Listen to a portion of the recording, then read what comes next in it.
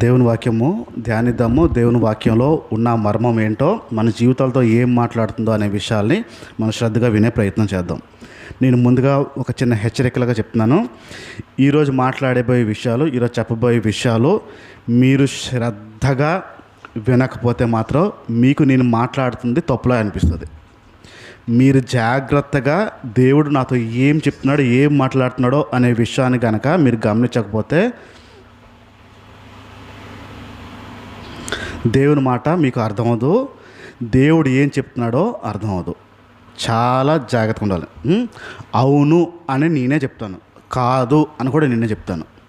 ఈ అవును అని చెప్పిన దానికి, కాదు అని చెప్పిన దానికి మధ్యలో ఒక చిన్న గీత ఉంటుంది. ఆ గీత పట్టుకోకపోతే మాత్రం మీకు తప్పుగా అర్థమవుతుంది. ఒకవేళ ఈరోజు మాట్లాడిన తర్వాత మీకేమైనా ఇంకా అర్థం అవ్వకపోతే అయిపోయిన తర్వాత నన్ను అడగచ్చు, నేను మళ్ళీ వివరణ మీకు ఇస్తాను. శ్రద్ధగా వినడానికి ప్రయత్నించండి. మన మూల వాక్యానికి వచ్చేద్దాం. రోమీయులకు రాసిన పత్రిక 14వ అధ్యాయము 8వ మాట.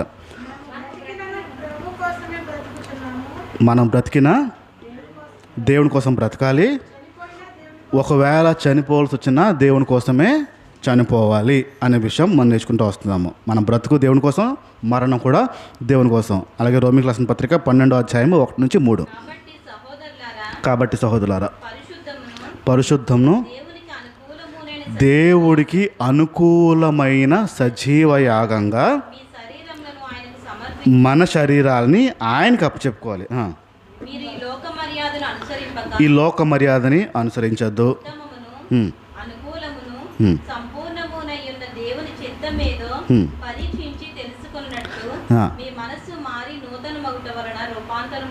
రైట్. ఇక్కడ ఉత్తమం ఏదో, దేవునికి అనుకూలమేంటో మనం పరీక్షించుకుని దేవునికి అప్పచెప్పుకోవాలి. మన శరీరాన్ని ఎలా పడితే అలా అప్పచెప్పుకోవడానికి లేదు.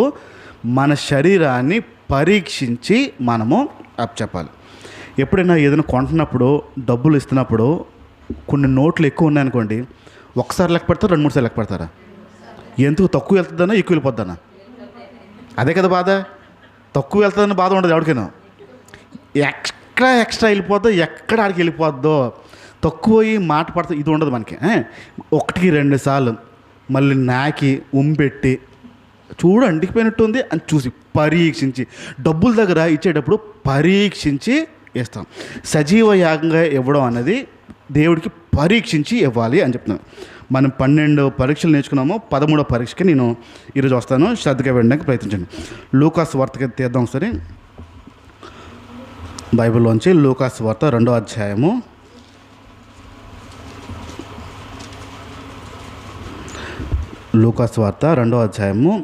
41వ మాట చూడండి.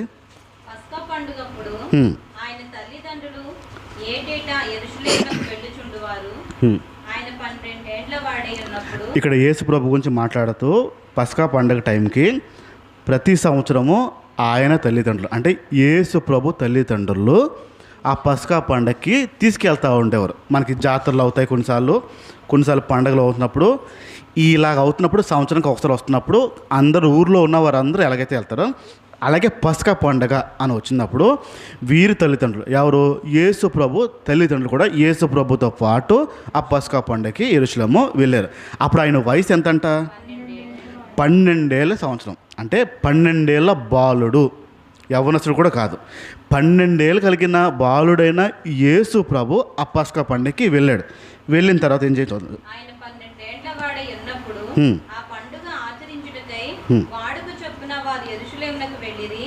ఆ దినములు తీరిన తరువాత వారు తిరిగి వెళ్ళుచుండగా బాలుడైన యేసు యెరూషలేములో నిలిచెను. ఆయన తల్లిదండ్రులు ఆ సంగతి ఎరుగక ఆయన సమూహంలో ఉన్నాడని తలంచి ఒక దిన ప్రయాణము సాగిపోయి. రైట్, ఇక నేను చెప్పేస్తాను సార్, వదిలేండి. ఇక్కడ యేసు ప్రభు తల్లిదండ్రులతో పాటు వెళ్ళాడు. వెళ్ళిన తర్వాత ఆ పస్కా పండుగ దగ్గరికి వెళ్ళిన తర్వాత యేసు ప్రభు తల్లిదండ్రులు ఆ పండుగ అంతా అయిపోయిన తర్వాత మరలా తిరిగి వెళ్ళిపోతున్నప్పుడు ఒకరోజు ప్రయాణం అయిపోయిన తర్వాత అమ్మ నాన్న గుర్తుకొచ్చింది. ఏడి మనోడు, ఏడి ఎక్కడా అని. కొన్నిసార్లు జాతరలో పిల్లలు తప్పిపోతారు. జాతరకి తీసుకెళ్తున్నప్పుడు పిల్లల చేతుల్ని గట్టి పట్టుకుంటారు. ఎందుకు? ఊర్లో వెళ్తున్నప్పుడు ఎక్కడ అలా పట్టుకోం, కానీ జాతరకి వెళ్తున్నప్పుడు మాత్రం గట్టిగా పట్టుకుంటారు, వారిని కూడా గట్టిగా పట్టుకోమంటారు, జాగ్రత్తగా చేయి పట్టుకొని తప్పిపోతావు లేకపోతే అని భయపెడతారు. ఇక్కడ యేసు ప్రభు కూడా తప్పిపోలేదు. అయితే యేసు ప్రభు అక్కడే ఉండిపోయాడు, ఆ పసక పండుగ దగ్గర ఉండిపోయాడు. యేసు ప్రభు తల్లిదండ్రులు వెళ్ళిపోయారు. వెళ్ళిపోయిన తర్వాత మధ్య దారిలో చూసినప్పటికీ ఏడి మా అబ్బాయి ఎక్కడ కనపట్లేదు, మీ దగ్గర ఉన్నాడా, వదిన మీ దగ్గర ఉన్నాడా, పిన్ని మీ దగ్గర ఉన్నాడా, అక్కడ ఉన్నాడా, ఇక్కడ ఉన్నాడా, ఎక్కడా లేడు. కంగారుగా మరలా ప్రయాణమయ్యి మరలా తిరిగి వచ్చారు.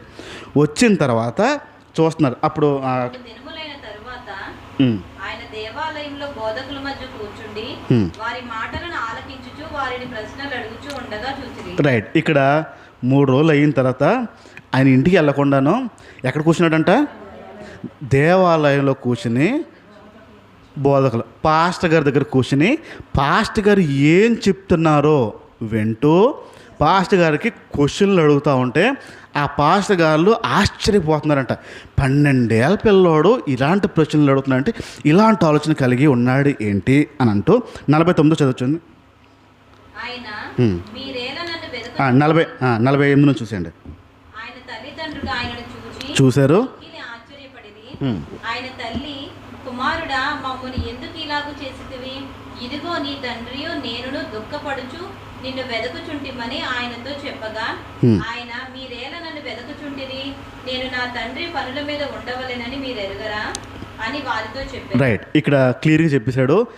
నువ్వు ఎందుకు ఇలా చేసావురా అబ్బాయి అని అడిగితే తల్లిదండ్రులు, మీరు నన్ను ఎందుకు ఎదుగుతున్నారు, నేను నా తండ్రి పని మీద ఉన్నాను అని మీకు తెలియదా అని 12 ఏళ్ళ పిల్లోడు చెప్తున్నాడు. ఇప్పుడు ఒకసారి ఆలోచిద్దాం. 12 ఏళ్ళ పిల్లలు సాధారణంగా ఎలాగుంటారు?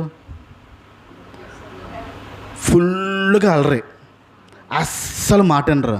ఒరే చర్చికి రా వచ్చి కాసేపు కూర్చుని కాసేపు, మళ్ళీ పూర్తి కూడా కాదు, మళ్ళీ పూర్తిగా అంటే ఎక్కడ వెళ్ళిపోతాడేమో అని, ఒరే కాసేపు కూర్చుని ఇగో నీకు చిప్స్ ప్యాకెట్ ఇస్తాను, లేస్ ప్యాకెట్ ఇస్తాను, ఎన్ని లంచాలు ఇవ్వాలో అని తీసుకురావడానికి బలవంతంగా తీసుకొచ్చి కూర్చోపెడతాడు. నేను రాను అంటాడు. అయినా బలవంతంగా కూర్చోపెట్టాలి.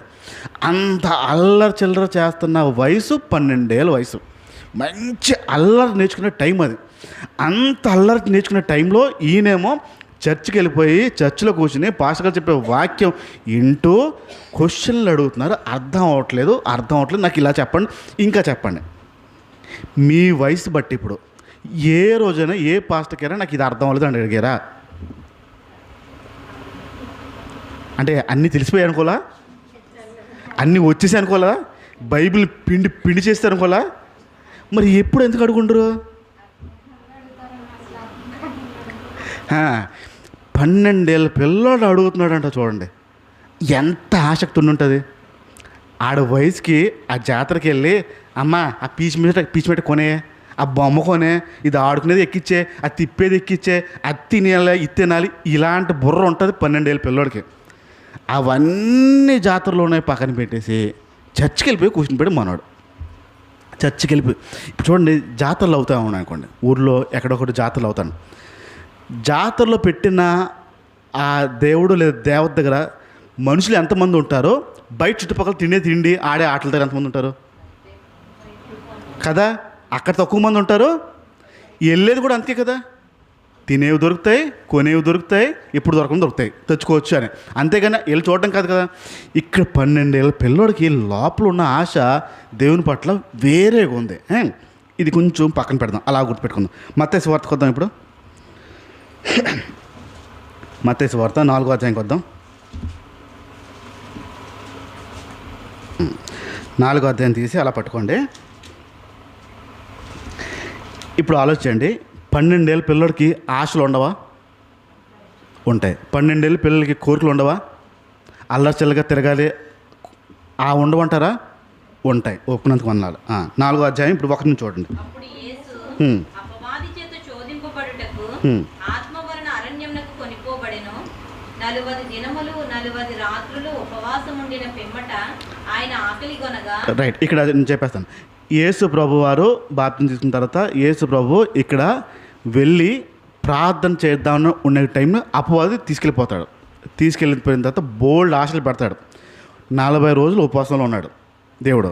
వండిన తర్వాత ఏం జరిగింది చూద్దాం. అపవాది ఏంటంటే వచ్చాడు, ఆ శోధకుడు ఆయన యొద్దకు వచ్చి నీవు దేవుని కుమారుడు అయితే నువ్వే ఒకవేళ దేవుని చేత పంపబడిన వ్యక్తివి అయితే, దేవుడు అయితే, రొట్టెలగునట్లు నీ ఎదురుగుండా కనపడుతున్న రాళ్ళని రొట్టెల కింద చేసేయి అన్నాడు. ఏమన్నాడు? మనుషుడు రొట్టె వలన మాత్రం కాదు గాని హ్మ్. దేవుని నోటి నుండి వచ్చు ప్రతి మాట వలన జీవి. మనిషి తినే తిండి వల్ల, ఆహారం వల్ల బ్రతకడు, కానీ దేవుడు నోటి నుంచి వచ్చిన మాట వల్ల బ్రతుకుతాడని సమాధానం ఇచ్చాడు. రెండో, అంతటా అపవాది హ్మ్. పరిశుద్ధ పట్టణమునకు ఆయనను తీసుకొని పోయి హ్మ్. దేవాలయ శిఖరమున ఆయనను నిలువబెట్టి హ్మ్. నీవు దేవుని కుమారుడవైతే క్రిందికి దుముకుము, హ్మ్. ఆయన నిన్ను గూర్చి తన దూతలకు ఆజ్ఞాపించును, నీ పాదం ఎప్పుడైనను రాతికి తగులకుండా వారు నేను చేతులతో ఎత్తుకుందురు. రైట్. రెండో చెప్పాడు, పైకెక్కేసి అక్కడి నుంచి దూకే నీ దేవుడు నేను ఖచ్చితంగా కాపాడుతాడు అనే విషయం చెప్పాడు.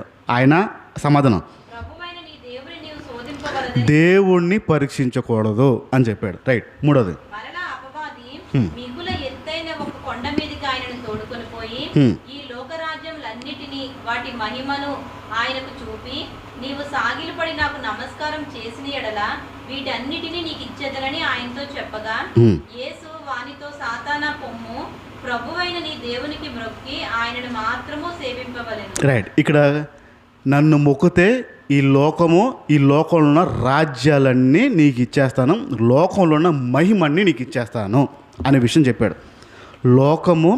లోకంలో ఉన్న రాజ్యాలు, అందులోంచి వచ్చే మహిమ నీకు ఇస్తాను అన్నాడు. ఇప్పుడు మన లోకంలో ఉన్న బలమైన దేశం ఏది? అమెరికా బలమైన దేశం. తెలీదా? గోటికి రానిరు. బలమైన దేశం ఏది? అమెరికా బలమైన దేశం, అగ్ర రాజ్యం అంటారు.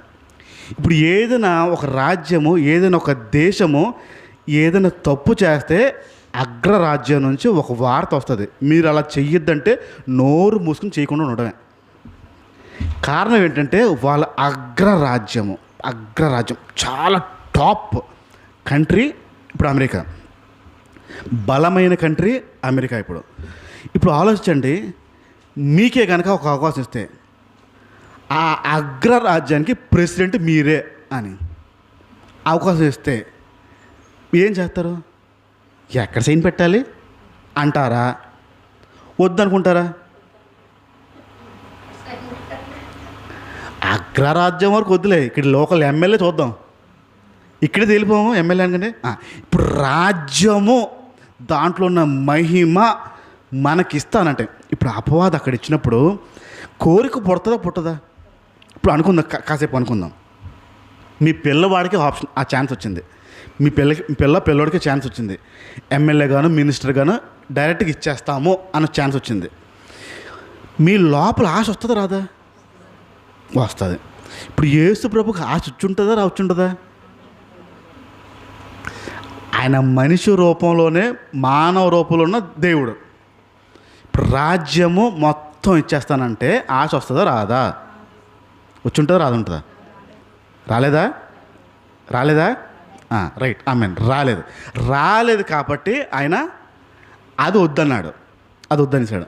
ఇక్కడ గుర్తుపెట్టుకోండి, 12 ఏళ్ళ వయసుడికి చాలా ఆశలు ఉండాలి, కోరికలు ఉండాలి. అవన్నీ పక్కన పెట్టి దేవుని పట్టున్నాడు. 2, ఒక వయసు వచ్చిన తర్వాత రాజ్యమే, భూగోళమే ఇచ్చేస్తాడు. దాన్ని కాలుతో తొక్కు పడిచాడు. కొంచెం ముందుకు వద్దాం. ఇప్పుడు అపోస్తుల కార్యంకి వద్దాం. 7వ అధ్యాయము, అపోస్తుల కార్యము 7వ అధ్యాయము 59వ మాట చూడండి. ఇక్కడ పౌలు గురించి ఉంటుంది, స్టెఫెన్ గురించి ఉంటుంది.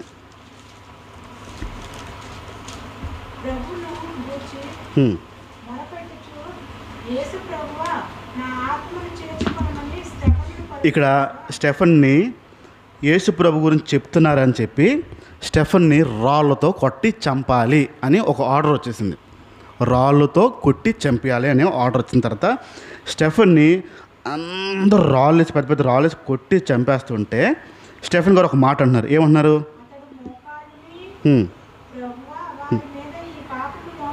నన్ను ఎవరైతే కొట్టి చంపుతున్నారో వారి మీద ఈ పాపాన్ని మోపద్దు అని ఒక రిక్వెస్ట్ చేస్తున్నాడు.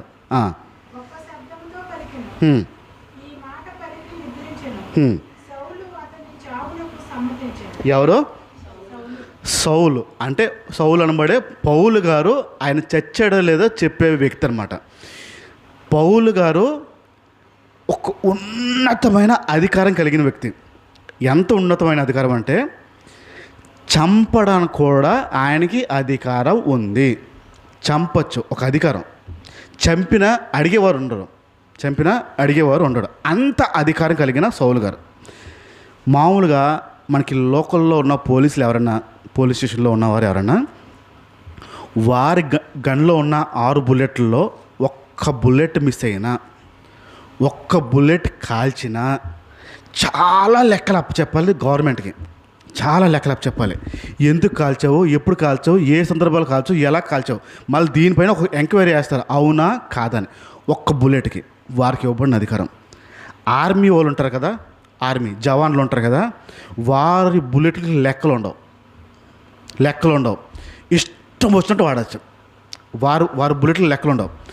వారు ఆఫ్ డ్యూటీ అయినా వెళ్ళినా వారి గన్ పట్టుకుని వెళ్ళచ్చు. ఒకవేళ ఎవరి మీద డౌట్ వచ్చినా వారు కాల్ చంపేయచ్చు. ఎందుకు చంపామని ఒక మాట అడిగారు అనుకోండి, నాకు డౌట్ వచ్చింది, అనుమానం వచ్చింది, అందుకు చంపుతాను చెప్తారు. ఇప్పుడు అధికారం పోలీసు వాళ్ళకి ఎక్కువ ఉందా, ఆర్మీ వాళ్ళకి ఎక్కువ ఉందా?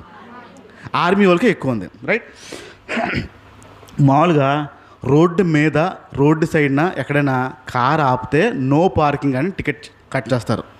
రోడ్డు మీద కానీ రోడ్ సైడ్ కానీ ఎక్కడైనా రోడ్డు మీద వెళ్తున్నప్పుడు రెడ్ లైట్ దాటి వెళ్తే ఫైన్ పడుతుంది. ఆర్మీ వాడు రోడ్డు మధ్యన ఆపిన అడిగే దమ్ము ధైర్యం ఉండదు. ఆర్మీ వాడు ట్రక్ వేసుకొచ్చి రోడ్డు మధ్యన ఉన్న ఎవరు వారిని అడిగే దమ్ము ధైర్యం ఉండదు, అధికారం కూడా లేదు. ఇప్పుడు ఈ ఆర్మీ వాళ్ళకి అధికారం చాలా ఎక్కువ ఉంటుంది. ఇప్పుడు పౌలు గారికి కూడా అధికారం చాలా ఎక్కువ ఉంది. ఇప్పుడు పౌలు గారికి అధికారం ఎక్కువ ఉన్న తర్వాత అపోస్తలుల కార్యానికి వచ్చేద్దాం. మళ్ళీ 9వ అధ్యాయంకి వచ్చేద్దాం.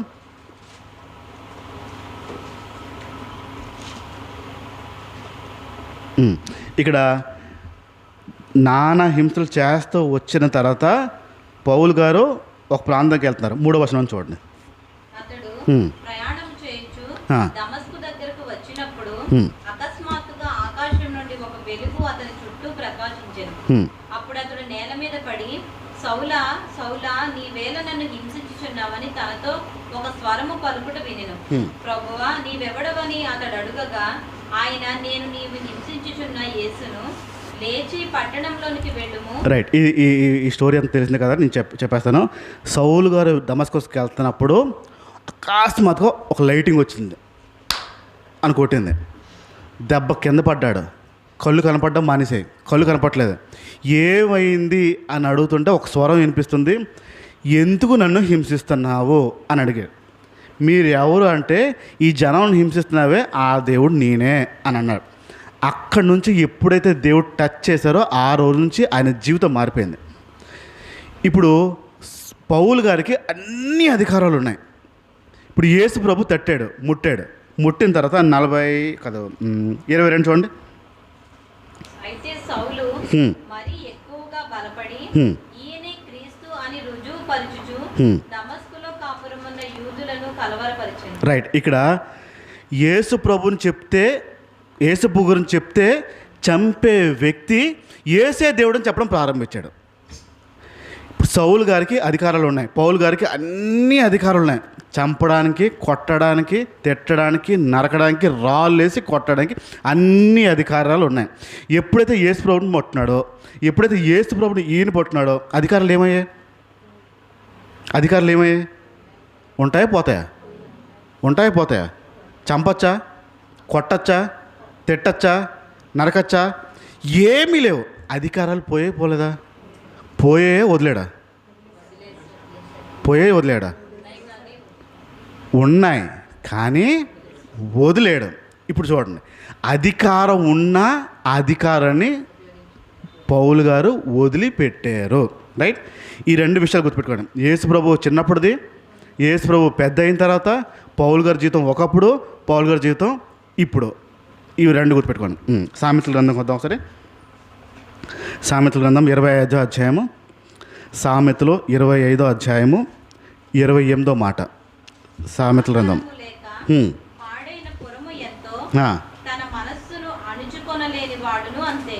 మళ్ళీ చదవండి, అందరూ చదవండి.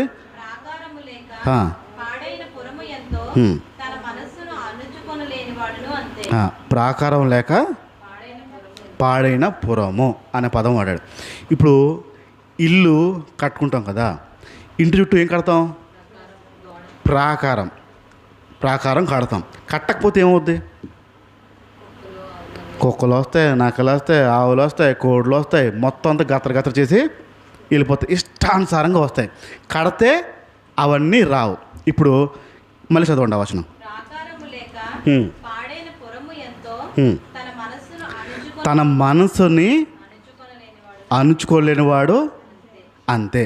అంటే ఎలా పోలుస్తున్నాడంటే, ఒక గోడ లేని ఇల్లు ఎలాగైతే ఉంటుందో మనసుని అణుచుకోలేనివాడు అలాంటి వాడు. అర్థమవుతుందా? మళ్ళీ గోడ లేని ఇల్లు ఎలా ఉంటుందో మనసుని అణుచుకోలేనివాడు అలాంటోడే అని బైబిల్ చెప్తుంది. ఇప్పుడు మనసుని అణుచుకోకపోతే ఏమవుద్ది? ఏం పాడవుద్ది? మనసుని అణుచుకోకపోతే ఏం పాడవుతుంది? గోడ కట్టకపోతే ఇల్లు పాడవుతుంది. మనసుని అణుచుకోకపోతే ఏం పాడవుతుంది? మనిషి పాడైపోతాడు అని అర్థం. ఇప్పుడు అణుచుకోవడం ఎక్కడ? మనసుని అణుచుకోవడం రావాలి. ఇక్కడ నుంచి మీరు శ్రద్ధగా వినడానికి ప్రయత్నించండి. ఇక్కడ నుంచే అవును కాదు రెండు మొదలవుతాయి. ఒకసారి లూకాసు వార్తకు వద్దాము. లూకాసు వార్త 11వ అధ్యాయము 9వ మాట. లూకాసు వార్త 11వ అధ్యాయము 9వ మాట.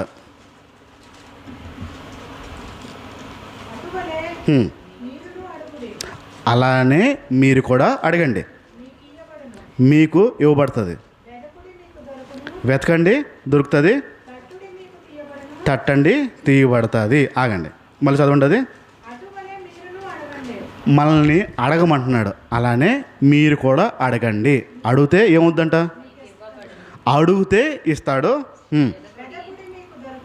వెతికితే దొరుకుతుంది. తడితే తీయబడుతుంది. ఈ పదం గుర్తుపెట్టుకోండి. బైబిల్లో చెప్తున్న మాట స్పష్టమైనది, వాస్తవమైనది, నిజం. దీంట్లో తేడా ఏం లేదు. దేవుణ్ణి అడిగితే ఇస్తాడు అనేది వాస్తవము. మళ్ళీ చెప్తున్నాను, దేవుణ్ణి అడిగితే ఇస్తాడు అనేది వాస్తవము. మీ పక్కరు చెప్పండి ఒకసారి. దేవుణ్ణి అడిగితే దేవుడు ఇస్తాడు. ఇది బైబిల్ మాట. అడగండి, ఇస్తాడు. వెతకమన్నాడు, దొరుకుతాడు. తట్టమన్నాడు, తెరుస్తాను అన్నాడు. ఇది సత్యం. దీంట్లో ఏ మార్పు లేదు. మీరు ఈ వచనాన్ని ఎప్పుడైనా ఎలాగైనా వాడుకోవచ్చు.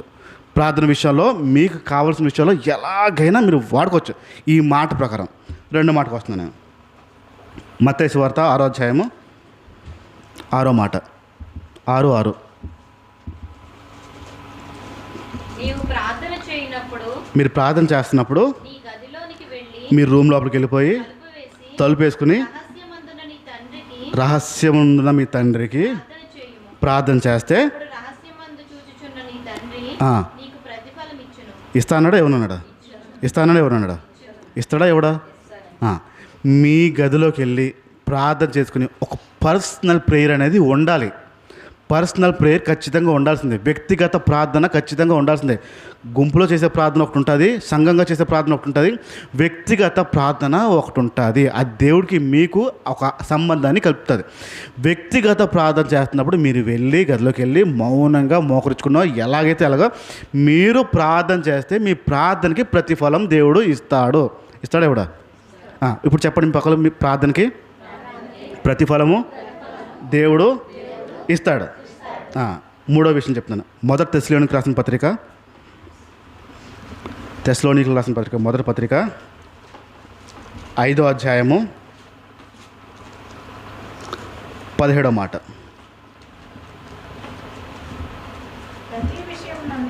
ప్రతి విషయం, కొన్ని విషయాలు కదా, ప్రతి విషయం అందు కృతజ్ఞతాస్తులు చెల్లించండి.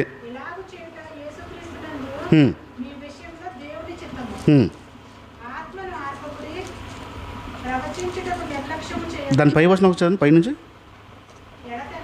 అది మీకు ఎడతెగక ప్రార్థన. ఎడతెగక అంటే ఎడతెగక అంటే ఎడతెక్క వర్షం పడిపోతుంది అంటాం. అంటే ఏంటి? ఆపుతుందనా ఆపట్లేదనా? ఆపట్లేదని. ఆపక ప్రార్థన చెయ్యమన్నాడా చేయొద్దన్నాడా? చెయ్యమన్నాడు.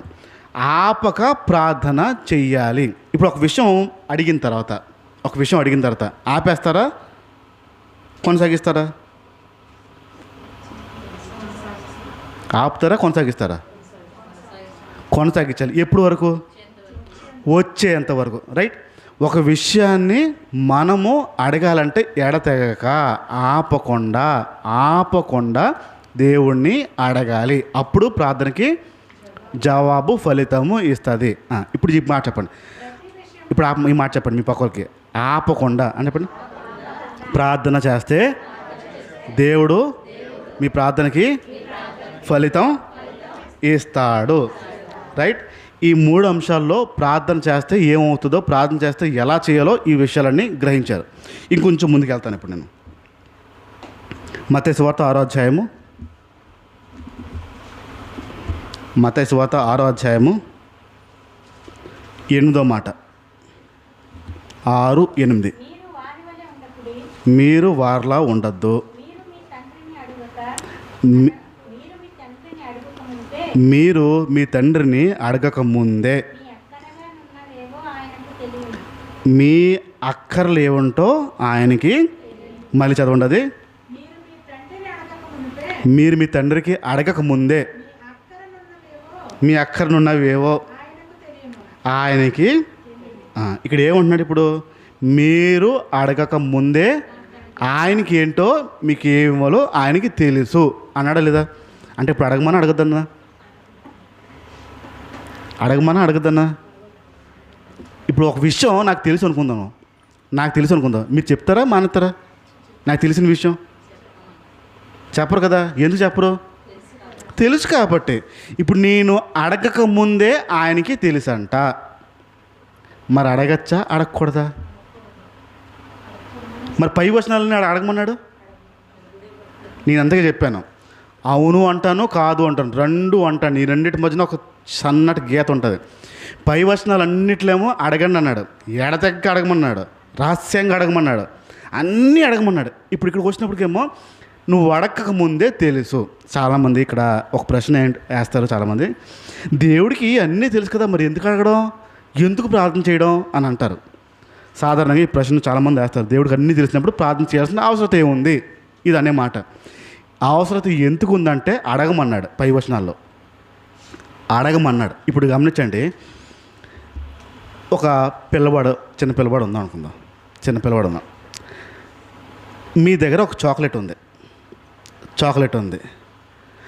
ఆ చాక్లెట్ మీరు వాడి కోసమే నిర్ణయించారు, వాడికి ఇద్దామని నిర్ణయించారు. మీ దగ్గరికి వచ్చి అంకుల్ ఆంటీ ఆ చాక్లెట్ ఇవ్వాలా ప్లీజ్ అన్నాడు అనుకోండి, మీకు ముద్దుగా ఉంటుందా చిరాకు ఉంటుందా? కొన్నింది ఆడి కోసమే, ఇవ్వాలనుకున్నది వాడి కోసమే. కానీ ఆడు అడిగినప్పుడు మీకు ఏమనిపిస్తుంది?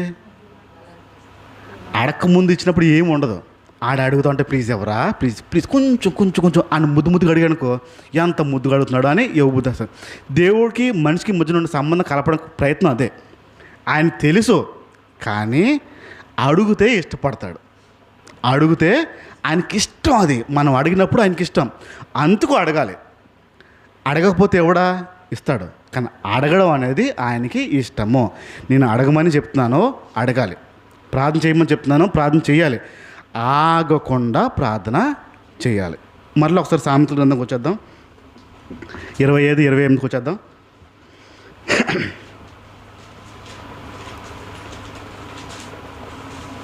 సామెతలో 25-28. ప్రాకారం లేక పాడైన పురం ఎంతో, తన మనసుని అంచుకున్న వారు కూడా అంతే అని చెప్పేశాడు. నాకు సమాధానం చెప్పండి, ప్రార్థన చేయాలా వద్దా? సరిగ్గా గట్టిగా ప్రార్థన చేయాలా వద్దా? ఎలా చేయాలి? గదిలోకి వెళ్ళి ప్రార్థన చేయాలా వద్దా? మగవాళ్ళు చెప్పట్లేదు. చేయాలి. ఎప్పుడు వరకు చేయాలి? ఇచ్చే వరకు చేయాలి. ఆయన తెలుసా తెలీదా? తెలుసు. అయినా ఏం చేయాలి? అయినా అడగాలి. ఇప్పుడు సామెతల గ్రంథం మళ్ళీ చూడండి. ప్రాకారము లేక హ్మ్. పాడైన పురము ఎంతో హ్మ్. తన మనస్సును అణుచుకొనలేని వాడును అంతే. అంతే అన్నాడు. రైట్. ఇప్పుడు మనసుని అణుచుకోలేని వాడు కూడా అంతే అన్నాడు. ప్రార్థన చేయాలని తెలుసు, ప్రార్థన చేస్తే ఫలితం ఇస్తాడని తెలుసు, ప్రార్థనకి జవాబు ఇస్తాడని కూడా తెలుసు. కానీ ఇప్పుడు నేను కాదులోకి వస్తాను. ఆశ అనండి. చిన్నప్పుడు ఆశ చాక్లెట్ ఉంటుంది, గుర్తుందా కన్నా? ఆశ చాక్లెట్ అని పావులకు 3 4 వచ్చాడు. ఆశ చాక్లెట్. ఆశ. ఆశ అంటే ఏంటి? ఆశ అంటే ఏదైనా దానికోసం ఆశ పడడము. ఆశ పడడము.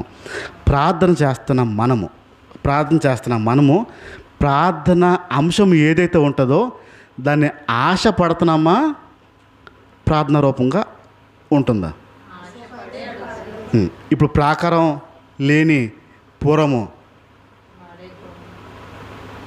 మనసు అదుపు చేసుకోలేని, చెప్పండి, అణుచుకోలేని అంతే అన్నారు. ఇప్పుడు ప్రార్థన ఒక అంశము, ఒక కావాలి అన్నప్పుడు మన లోపల ఆశ ఉంది. ఆ ఆశను అణుచుకోగలమా? నేను అడుగుతుంది ఇదే. మీరు ప్రార్థన చెయ్యాలి, అడగాలి, రహస్యంగా అడగాలి, వచ్చే వరకు అడగాలి. ఇప్పుడు నేను అంటున్న మాట ఏంటంటే దానికి వ్యతిరేకంగా మాట్లాడుతున్నాను. మీ మనసు లోపల ఉన్న ఆ ఆశని అణచగలరా? మీరు అడగాలి అని అంటున్నాను నేను. మళ్ళీ మీరు అడగాలి, కానీ అణచగలుగుతారా లేదా? అర్థమవుతుందన్న మాట. మీరు అడగాలనే అంటున్నాను, కానీ అణచగలరా లేదా? ఇది ప్రశ్న. అణచలేం కానీ అణచాలి. యేసు ప్రభు బాలుడుగా ఉన్నప్పుడు ఆయన లోపల ఉన్నవన్నీ అంచాడు. యేసు ప్రభుకి రాజ్యాలు ఇస్తున్నప్పుడు ఆయన లోపలవన్నీ అంచాడు.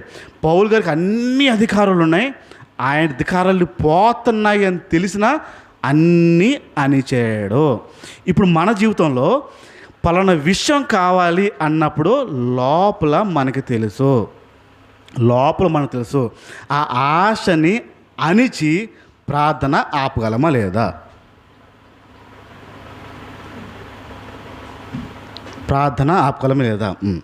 ఆశ. ఇంకొక దగ్గర మాటలు చెప్తాను. అభిలాష అనండి. అంటే ఏంటి? ఆశకి అభిలాషకి తేడా ఏంటి? విన్నారు ఈ పదం? ఏం లేదా? అభిలాష. పేర్లు పెడతారు కొందరు, అభిలాష అని పేర్లు పెట్టుకుంటారు. ఆశ, అభిలాష. ఆశకి అభిలాషకి తేడా ఏంటంటే, ఆశ అనేది చిన్న పాటు కోరికలు. అంటే నా ఆశ ఏంటంటే వీళ్ళిద్దరూ పెద్ద అయిన తర్వాత డాక్టర్ అవ్వాలి, ఇది నా ఆశ. అభిలాష కొంచెం ఒక మెట్టు ఎక్కువ ఉంటుంది. ఈ మెట్టు ఎక్కువ ఏంటంటే, నా అభిలాష ఏంటంటే నాకు రాత్రి ₹1 కోటి దొరికిపోవాలి. ఇది అభిలాష. ఎక్కువ లేనిది అవ్వనిది ఎక్కువగా అభిలాషించడం అభిలాష అంటే. ఆశ చిన్న పాటలవి ఈ భూలోకం. ఎక్కువ చేసేది అభిలాష అంటారు. ఇప్పుడు అభిలాషలోనే లేదా అవ్వంది, కానిది, రావాలి అనే తీరు అభిలాష. ఇప్పుడు ఈ అభిలాషను చంపుకొని ప్రార్థన చేయకుండా మౌనంగా ఉండగలుగుతామా? ప్రార్థన చేయాలా వద్దా? చేయాలి. అభిలాష లేకుండా అణచగలమా లేదా నేను అర్థంటున్నాను. ఆయనకు అన్నీ తెలుసు అన్నప్పుడు మనం అణచగలుగుతామా లేదా? ఇది నా బాధ. మూడో విషయం చెప్తున్నాను. కోరికనండి. కోరిక ఉన్నాయా లేవా? ప్రార్థనలు అవే కదా. ప్రభా నాకు కోరిక తీర్చు. కోరిక. ప్రార్థన అనే ఒక పవిత్రమైన ఒక మంచి క్రియని కోరికలు తీర్చే ప్రార్థన కింద మార్చుకున్నాం మనం.